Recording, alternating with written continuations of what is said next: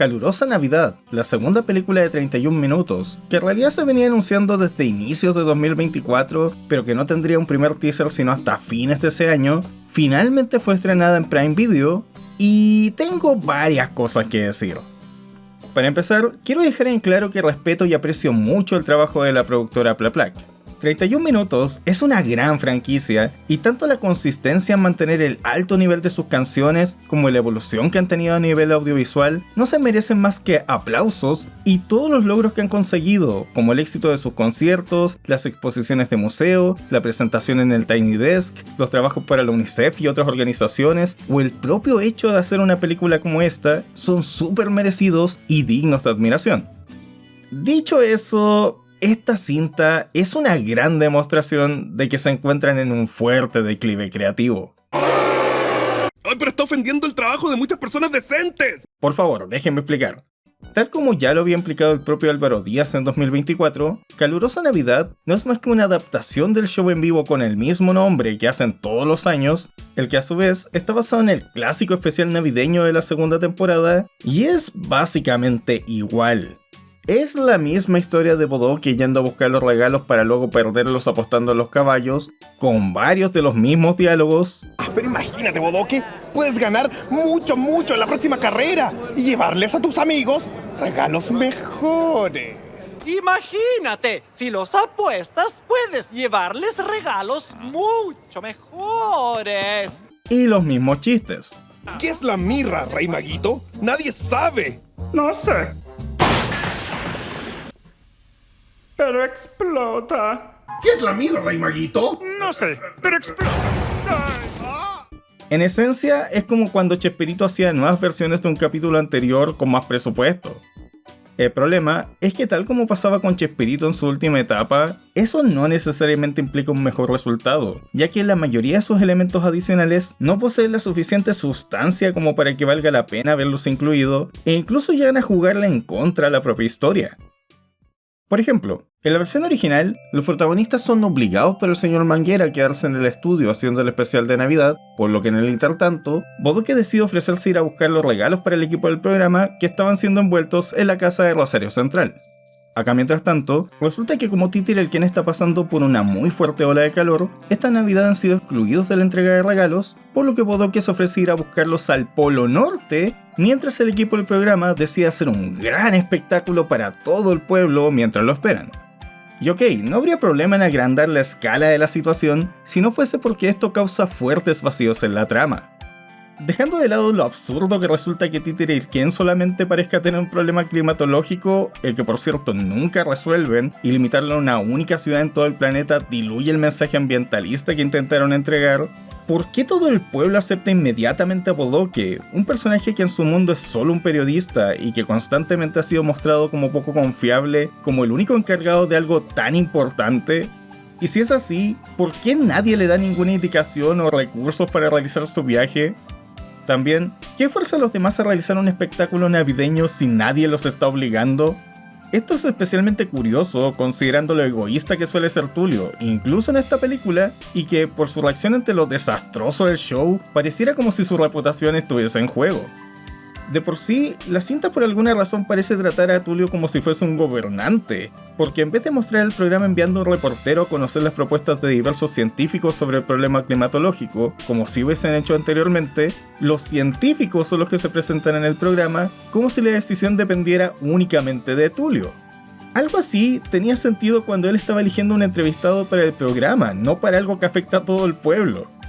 De hecho, cuando se enfrentaban a amenazas que sí ponían en riesgo todo el planeta, como el cometa que los iba a destruir, nunca se presentó como que fuese algo que la gente fuera del programa esperara que ellos resolvieran, ya que son solo un noticiero, a menos que el problema mismo partiera del programa, como la invasión de los tramoyas o la amenaza de ataque de los silurios porque Tulio había insultado a su embajador. En general, diría que aquí los personajes y sus relaciones son presentadas de forma muy extraña. Un buen ejemplo es esta escena con Juanín. Fingiré interés por el empleado más insignificante del programa. Juanín, ven acá. ¿Yo? ¿Puedo hablar? Solo por ser Navidad. Ellos nunca han tenido ese tipo de relación. Y cuando la profesora Helga Schwarzenberg presenta un ventilador gigante para enfriar a Titirelquén y Tulio esperablemente lo arruina, ella se va con una risa malvada. Pídalo como regalo de Navidad. ¿Qué pasó ahí? ¿No era su intención ayudar? ¿El problema no le afecta a ella también? Pero el caso más notorio es el de Mario Hugo, que más allá de no ser interpretado por Rodrigo Salinas, quien en la cinta únicamente da voz a Juanín, tiene una cadencia al hablar muy diferente, es inexplicablemente intenso e insistente en mostrar sus intenciones por Patana, se presenta como el señor Navidad, poniéndose a cargo del show navideño y actuando como una suerte de agente de talentos, trata a todos por diminutivos, incluyendo a Tulio, cosa que normalmente no hacía, y su torpeza ahora no es simple inocencia o confusión como solía ser, sino directa estupidez. Es como si fuese un personaje totalmente distinto. Pero volviendo a la trama, uno pensaría que con la importancia que se le da al viaje de Bodoque, que hasta es antecedido por una canción bastante buena, él sería esencialmente el protagonista y la historia giraría en torno a su aventura, pero no. Fácilmente se las arregla para llegar, pasan un par de sucesos no muy relevantes y al poco rato ya está de vuelta para las escenas del hipódromo. Por cierto, entre medio presentan a un personaje que por el trailer muchos llegaron a pensar que sería un villano por su parecido a Slappy, la famosa marioneta tétrica de Escalofríos, pero que en realidad es simplemente un cajero amigo de Bodoque, que por cómo lo enfocan, incluso apareciendo 3 veces durante la canción del lamento de este por haber perdido los regalos, pareciera que va a tener alguna implicancia en la trama, pero que al final no hace absolutamente nada. En cambio, en lo que más tiempo se gasta es en los sucesos del espectáculo navideño, que aunque pueden ser chistosos, no son muy relevantes. Este creo que es su mayor problema. En el show en vivo, que es básicamente un concierto, el foco obviamente son las canciones, por lo que la historia que se usa como hilo conductor no es tan importante y cosas como contar la misma trama que ya se conocía de antes pueden obviarse como una suerte de intermedio cómico entre cada presentación, pero en una película eso es lo más importante, por lo que las canciones pasan un tanto a segundo plano a menos que contribuyan directamente a la trama, que en esta diría que solo aplica a 2 o 3 de las 9 que presentan. Hablando de eso, si bien aplaudo lo bien logradas que están algunas de las nuevas versiones de los temas ya existentes, en el caso de Navidad en 31 minutos, que para que se entienda es la canción de Patana, y en particular Calurosa Navidad, se me cuestiona bastante el que decidieran irse por una absoluta representación literal, que aunque claramente implicó muchísimo esfuerzo en términos de producción, paradójicamente delata una fuerte pobreza creativa. Un segmento musical no necesita mostrar a los personajes haciendo directamente lo que dice la canción, salvo en casos muy puntuales. Además, por alguna razón quitan la referencia a Jesucristo Superestrella que hace Bodoque en su canción del lamento, por lo que su grito final pierde sentido e impacto.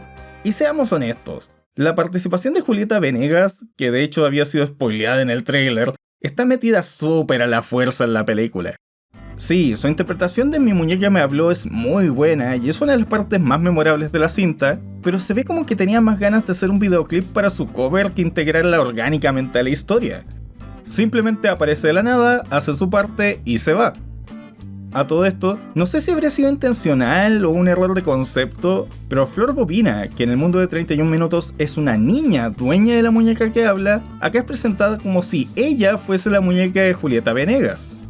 Y los cierran repitiendo el mismo chiste con el maguito que usaron para finalizar el Tiny Desk. Sé que son cosas independientes y esto debe haber sido filmado antes de planificar esta presentación, pero se siente como que abusan de los mismos recursos. Es como que en los primeros 12 minutos repitan 3 veces el ¡Es verdad! ¡Es verdad! ¡Es verdad! Lo siento, pero no es tan gracioso. Lo mismo con lo de los helados de choclo de Guaripolo. El chiste del chicle de choclo de la 4ª temporada funcionaba porque ambas palabras suenan parecido y es un producto que al menos parece absurdo. Pero esto es forzarlo y tratar de insistir en que es algo integral del personaje. Otra cosa importante que aún no he mencionado es que además de basarse en la historia del especial navideño, la combinan con la del episodio de Hielito, lo cual honestamente es añadido únicamente para darle una solución al conflicto central, ya que después de que lo meten en el congelador de Guaripolo para evitar que se derrita, en una secuencia mucho menos entretenida que en el original, una vez que este se entera de lo que pasó con Bodoque y los regalos, este decide hacer equipo con Guaripolo, reapareciendo los dos justo al final de la película para entregarlos. Y sí, volando, porque al parecer Hielito aquí tiene poderes mágicos. De hecho, en un punto se implica que él fue el que hizo aparecer a Julieta Venegas. Mi pregunta es, ¿por qué no usar una calcetín con Lombosman para eso? Ese es un personaje que desde antes ya había sido establecido con poderes.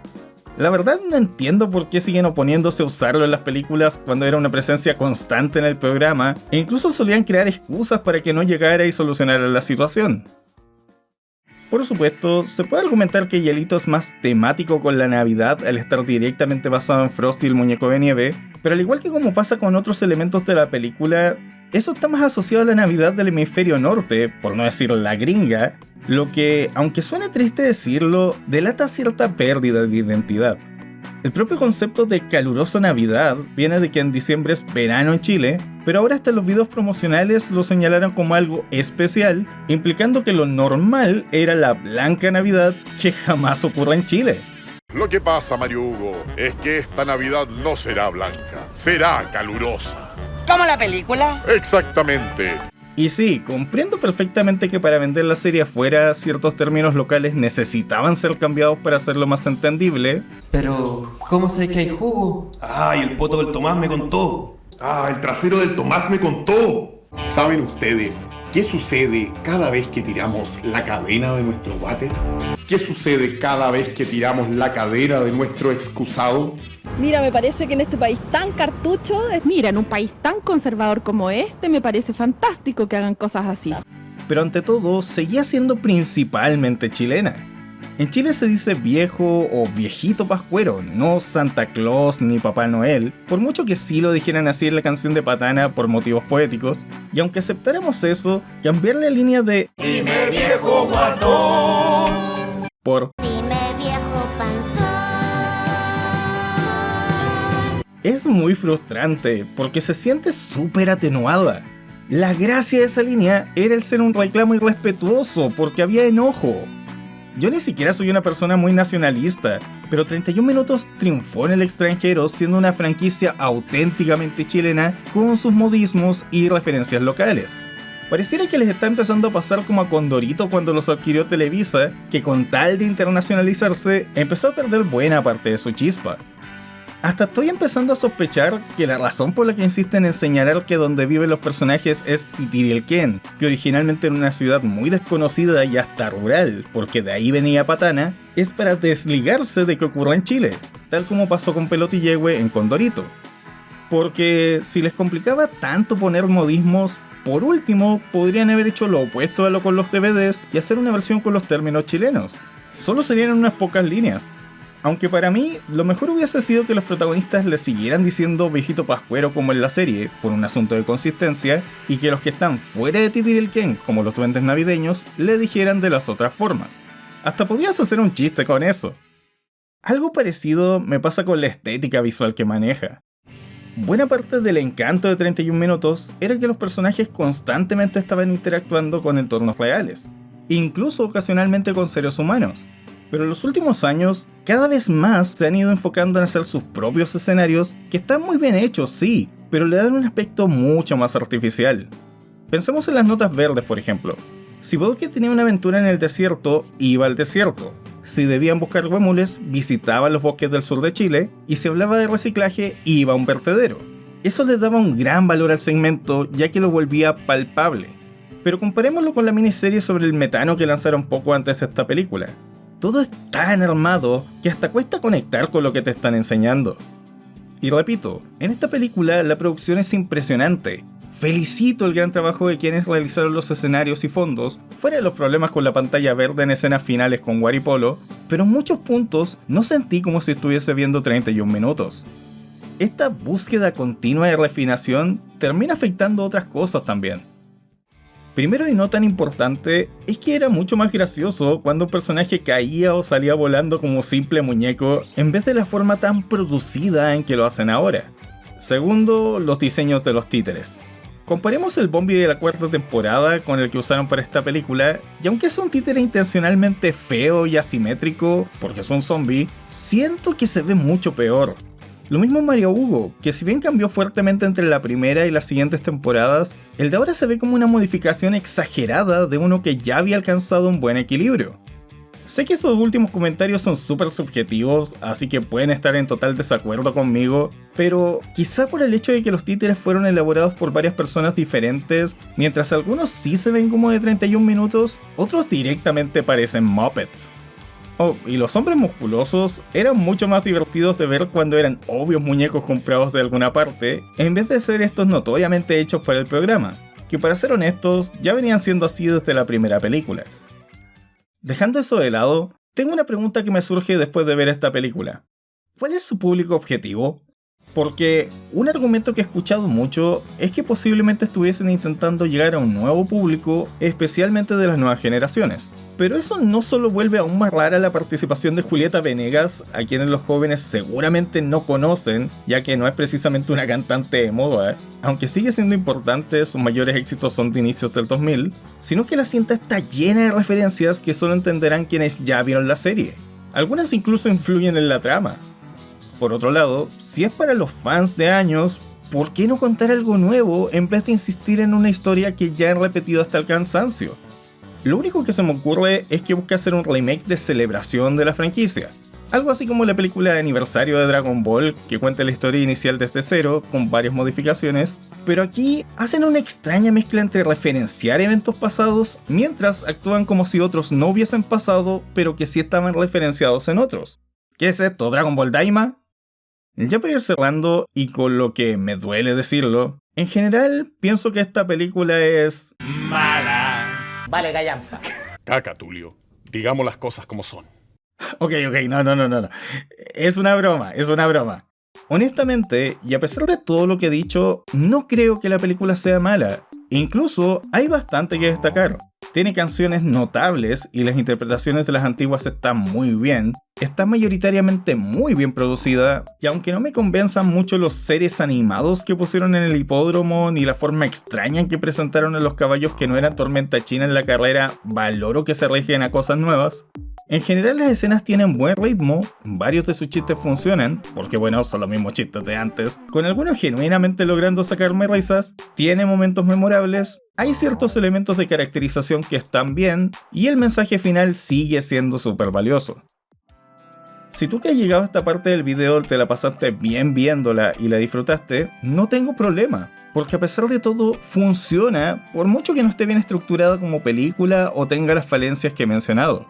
Simplemente no la considero buena y me decepciona aún más sabiendo de lo que es capaz este equipo, en especial Peirano, la voz de Tulio, que por lo que entiendo es un gran guionista, por lo que me extraña mucho que el guión y la consistencia sean de sus mayores problemas. Ojalá si esto le va bien puedan hacer algo nuevo mucho mejor pensado, porque hasta ahora pareciera que están siendo víctimas de su propio éxito. Soy el Reviewer Random y gracias por escuchar esta larga opinión al respecto. Hasta pronto.